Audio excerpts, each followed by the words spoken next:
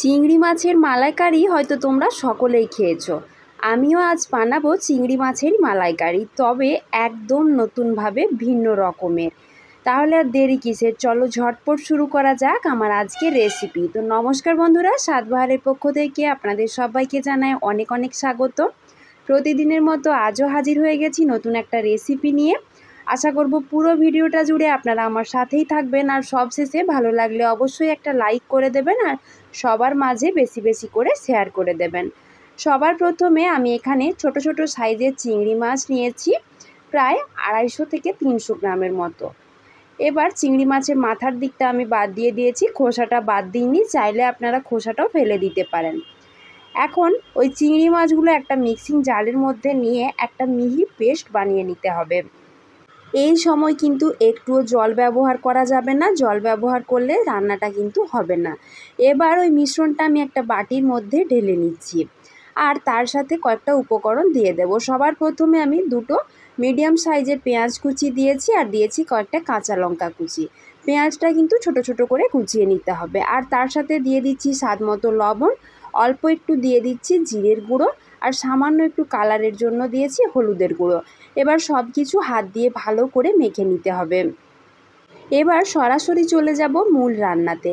সবার প্রথমে গ্যাসের ওপর একটা কড়াই বসিয়ে দিয়েছি, তাতে দিয়ে দিচ্ছি 3 চামচ মতো সরষের তেল।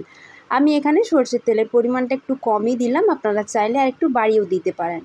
এবার তেলের সাথে ফোড়ন হিসেবে দিচ্ছি সামান্য একটু গোটা জিরে, আর দিয়ে দিচ্ছি দুটো ছোট সাইজের পেঁয়াজ বাটা। এখানে কিন্তু পেঁয়াজটা বেটেই ব্যবহার করতে হবে। এবার পেঁয়াজটা ভালো করে একটু কষিয়ে নেব, যাতে পেঁয়াজের কাঁচা গন্ধটা চলে যায়। এখন আমি দিয়ে দিচ্ছি 1/2 চামচ মতো আদা রসুন বাটা। আদা রসুনটা পেঁয়াজের সাথে ভালো করে একটু কষিয়ে নিচ্ছি, যাতে সব কিছুরই কাঁচা গন্ধটা চলে যায়। এবার আমি একটা বাটা মশলা যোগ করে দেব। এখানে প্রায় 10টা মতন কাজু বাদাম আর 1 চামচ পোস্ত, 3টে কাঁচা লঙ্কা একসাথে বেটে নেওয়া আছে, সেই মশলাটা আমি এখানে দিয়ে দিচ্ছি। তার সাথে দিয়ে দিচ্ছি 1/2 চামচ মতো জিরের গুঁড়ো, দিচ্ছি স্বাদ মতো লবণ। এবার কালারের জন্য দিয়ে দিচ্ছি খুব সামান্য পরিমাণে একটু লঙ্কার গুঁড়ো।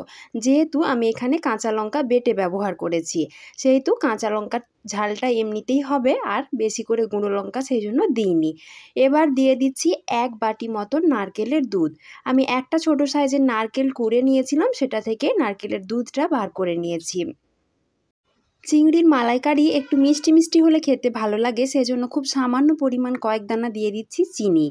এবার যে চিংড়ি মাছটা বেটে রেখেছিলাম, সে বাটাটা হাত দিয়ে এভাবে অল্প অল্প করে বড়ার মতন করে এই গ্রেভির ওপর দিয়ে দিচ্ছি। এই সময় কিন্তু গ্যাসের ফ্লেমটা মিডিয়ামে রাখতে হবে, আর এই বড়াগুলো একটা একটা করে দিয়ে দিতে হবে। মিডিয়ামে না রাখলে বড়াগুলো কিন্তু ঘেঁটে যেতে পারে। আর বড়াগুলো দেওয়ার পর কোনোভাবেই কিন্তু খুন্তি দিয়ে নাড়ানাড়ি করা যাবে না, এভাবে হালকা আঁচে ফুটতে দিতে হবে, তাহলে কিন্তু দেখা যাবে বড়াগুলো তৈরি হয়ে গেছে। আমি এই রকমভাবে চিংড়ির মালাইকারি বহুবার বানিয়েছি, খেতে কিন্তু দুর্দান্ত হয়। কিন্তু কোনো কারণে এইবার আমার বড়াগুলো পুরোপুরি ঘেঁটে গেছে। আপনারা আশা করি দেখেই বুঝতে পারছেন আমার কি ভুল হয়েছিল, আমি বুঝতে পারিনি, কিন্তু তাহলেও বড়াগুলো দেখছি পুরোপুরি ঘেঁটে গেছে। এই রেসিপিটা আপনাদের সাথে শেয়ার না করলেও চলতো, তবে এর যে কি স্বাদ হয়েছিল সেটা জন্যই আমি আপনাদের সাথে রেসিপিটা শেয়ার করলাম। বড়াটা ঘেঁটে যাক আর যাই হোক, স্বাদটাই কিন্তু আসল, সেজন্যই আমি আপনাদের সাথে রেসিপিটা শেয়ার করেছি। এইভাবে মিডিয়াম ফ্লেমে রেখে প্রায় 10 থেকে 15 মিনিট মতো ফুটিয়ে নিয়েছি, যেহেতু মাছগুলো পুরোপুরি কাঁচা দেওয়া ছিল। আর সবশেষে কয়েকটা চেরা কাঁচা লঙ্কা আর 1/2 চামচ মতো গরম মশলার গুঁড়ো দিয়ে ভালো করে নেড়েচেড়ে নিয়েছি। বড়াগুলো হয়তো পুরোপুরি ঘেঁটে গেছে ঠিকই, কিন্তু এর যে কি স্বাদ হয়েছিল, আপনারা ভাত, পরোটা, পোলাও যার সাথেই খান না কেন, খেতে কিন্তু দুর্দান্ত হয়েছিল। তাহলে বন্ধুরা, আমাদের আজকের এই রেসিপিটা কেমন লাগলো সেটা কিন্তু অবশ্যই কমেন্ট করে জানাবেন। তার সাথে ভালো লাগলে একটা লাইক করবেন, আর সবার মাঝে বেশি বেশি করে শেয়ার করে দেবেন। তার সাথে যে সমস্ত বন্ধুরা আমার চ্যানেলটিতে প্রথমবারের জন্য এসেছেন, তারা প্লিজ চ্যানেলটাকে সাবস্ক্রাইব করে দেবেন, যাতে আপনারাও প্রতিদিন এরকম নতুন নতুন রেসিপির আপডেট পেতে পারেন। আজকের মতো এই পর্যন্তই। সবাই ভালো থাকবেন, সুস্থ থাকবেন। এতক্ষণ আমার ভিডিওটা দেখার জন্য সবাইকে জানাই ধন্যবাদ।